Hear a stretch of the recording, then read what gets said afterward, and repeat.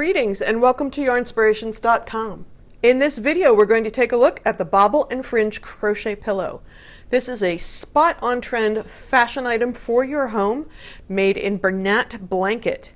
You will need 2 balls or 440 yards, 402 meters of the yarn, and in the pattern we used vintage white, which is what I'm going to use in the video, but you could also try another color like pale gray or lead or any color that would go nicely in your home.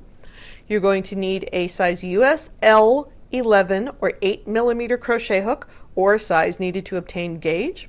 You're going to need a stitch marker, a 20-inch or 51cm square pillow form, and from my own experience you're also going to need a ruler or a tape measure to measure the fringe. Now this is a really fun pattern because you have these little textured bobble areas, and they're made by simply alternating single crochets and treble crochets, and it gives you this very cool bobble stitch. Then you're going to make this beautiful thick passementerie style fringe. You're going to make that in separate pieces and sew that on, and then all you need to do is make the backs and sew the whole thing together. So let's get started making this wonderful pillow. All right, let's take a look at this stitch pattern.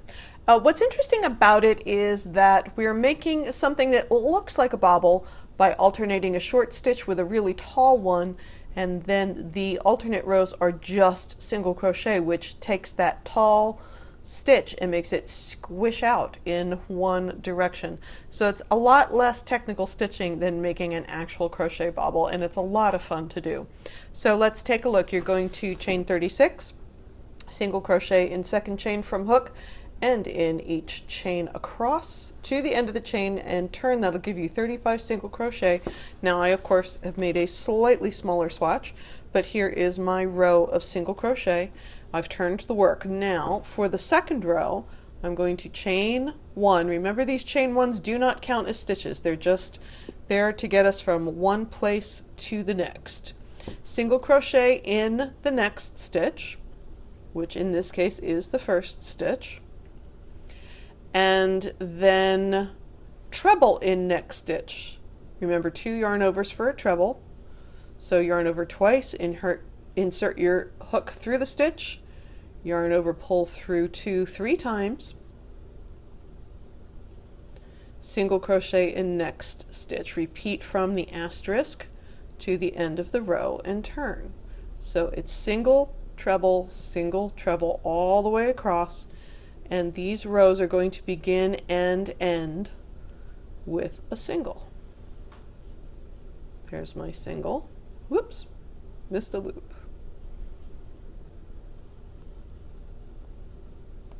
Remember, I tension my yarn a little differently than many people. You will stitch the way you stitch. It's just important to get those singles and trebles marching across in order. Single,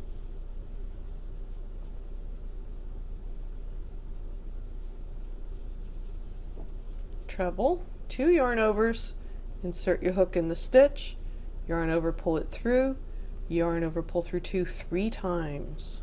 2 3. I have 3 stitches left. Remember, those turning chains don't count.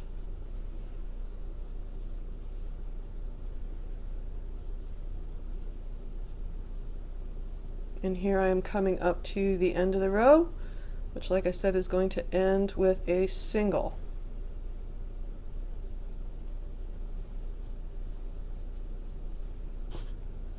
Okay, so here's my row. This is the side that's facing me, and it looks a little lumpy, but you can see already those tall stitches, because they have a short stitch on either side of them, are already starting to squish out. So what we're going to do on the alternate row, we've turned, we're going to chain 1, and to keep those stitches down where they belong, we're going to single crochet in each stitch across. So we're single crochet in a single, and then single crochet in the treble. And making that row with all of the short stitches is going to keep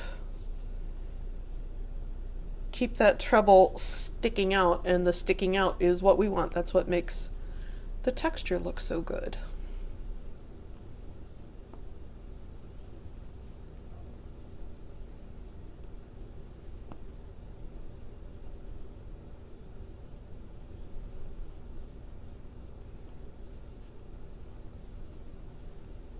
Now if you're stitching along and your thumb pushes it to the wrong side, don't worry about it. You can make sure you push all those bobbles in the direction they belong before you sew your pillow up at the end.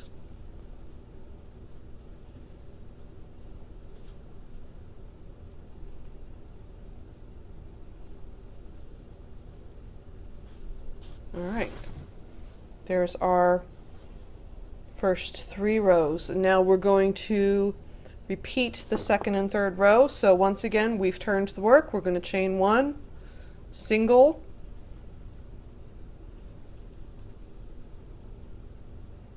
treble,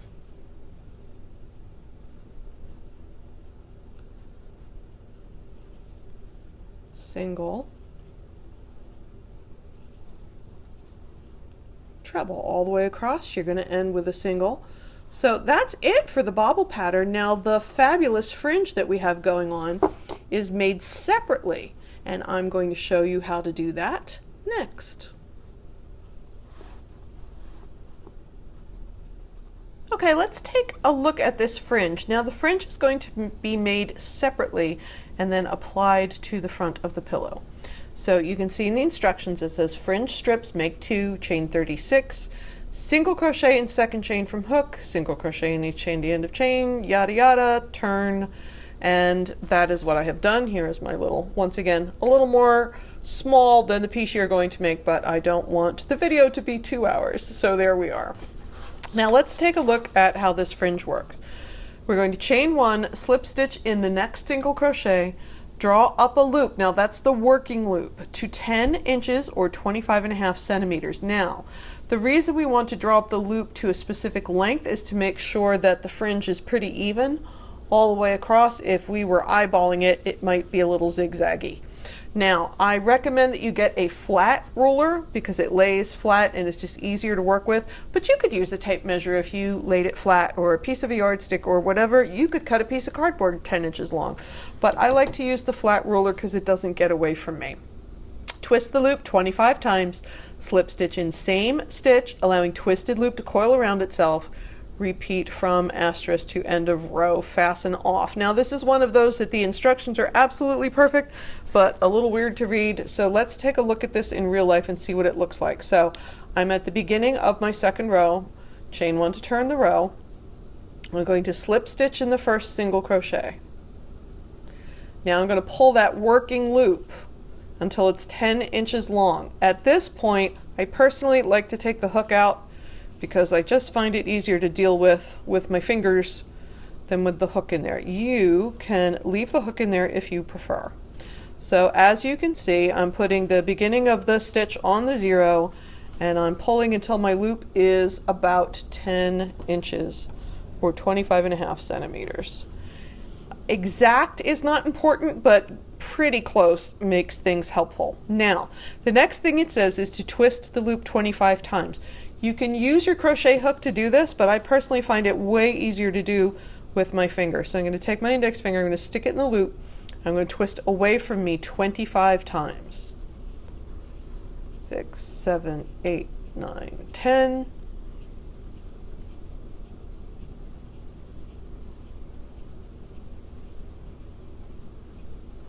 If you lose track, too many twists is way better than too few. And what we want to see is, see how if I take the tension off it, it starts to curl up on itself. That's what we're looking to happen. So I'm going to take my finger out. I'm going to put my crochet hook back in. And remember, this was the working loop and it still is the working loop. So I'm going back to the single crochet that I already slip stitched in. I'm going to put another slip stitch in there to anchor the fringe. And then I'm going to make that nice and even. See how I pulled it out and let it go? And it will twist up on itself and look pretty awesome. So let's do that one more time. Slip stitch in the next single crochet. Pull the loop until it's 10 inches, and once again, I really prefer taking the hook out. I just feel like I have more flexibility with my fingers than I do with the hook. And adjust it. Again, you don't have to be crazy. It doesn't have to be within the millimeter, but close is nice so that the fringe looks even. Using your finger or the crochet hook, twist it away from you in the same direction 25 times at least. If you are concerned that you have not counted enough times, throw a couple extra on there. It won't hurt anything.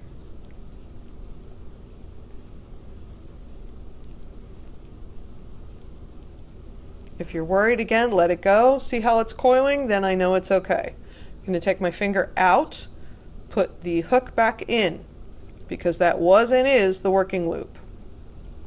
Going back to the single crochet where I had the slip stitch, I'm going to put a second slip stitch in there to anchor that fringe.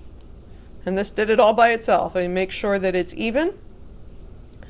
And then move on to the next single crochet. So I'm going to do that all the way across, and then when I'm assembling my pillow, I will stitch those fringes in the place. So go ahead and work that fringe all the way across, and then you're going to make a second piece.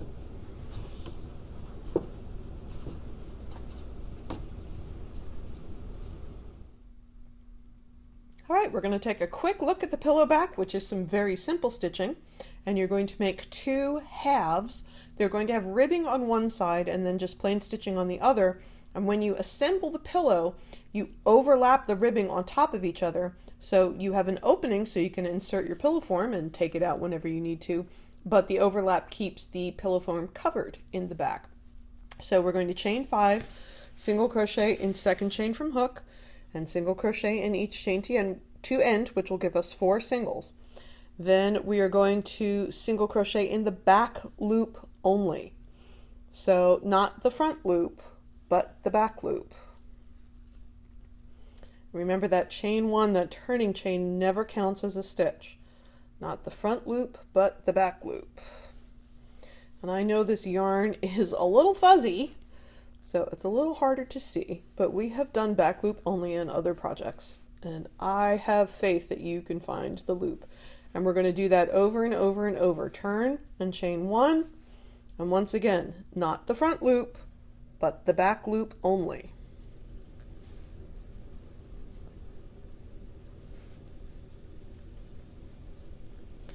You're going to do that as long as it tells you in the pattern, which is about 20 inches or 51 centimeters, slightly stretched, because while this is a ribbing, it doesn't have quite as much elasticity as knit ribbing does, but it will pull in a little. But you don't want to put a ton of pressure on it and make it really, really tight when you measure it. So slightly stretched. And you might want to make a note of how many rows so that when you make the second piece, you have the exact same number of rows. And so you can see, even in this white fuzzy yarn, you can see that there's a little ridging, and that's what makes it look like ribbing. And like I said, what you want is slightly stretched, so a little bit of tension on it. Don't pull it like crazy when you measure it. When you have it as long as you want it to be, do not fasten off, but it says turn work sideways. So here's my row that I just finished. I'm going to work along the long side. Now I'm going to chain 1, and it says work 35 single crochet evenly spaced alongside of ribbon. So what I like to do, so this piece is 20 inches long or 51 centimeters, I like to take a locking stitch marker and mark the halfway point, because it's way easier to get your stitches evenly spaced when you're trying to work into a smaller amount of space. But you're just going to work along the side. But maybe put that locking stitch marker halfway across so that you can see where half of your stitches need to go. If I'm doing a huge piece, I might even mark it in quarters or eighths, but since you're only making 35 stitches, I think it's completely reasonable to just mark halfway and know that where that halfway mark is where the 17th, nope, that would be the 18th. The 18th stitch needs to go on that marker. From here on out, you're going to work back and forth along the sides. So once again, this ribbed section is going to be at the opening of the pillow, and you're going to have two pieces the same, and they're going to overlap by the width of the ribbing. So once all of these pieces are done, you're going to stitch your fringe onto the fronts, and then you're going to overlap the ribbing in the back, and then you're going to stitch the front to the back all the way around, turn it right side out, and insert your pillow. I hope you had a wonderful time making the Bobble and Fringe crochet pillow with us here on Yarnspirations.com. We look forward to seeing you again soon.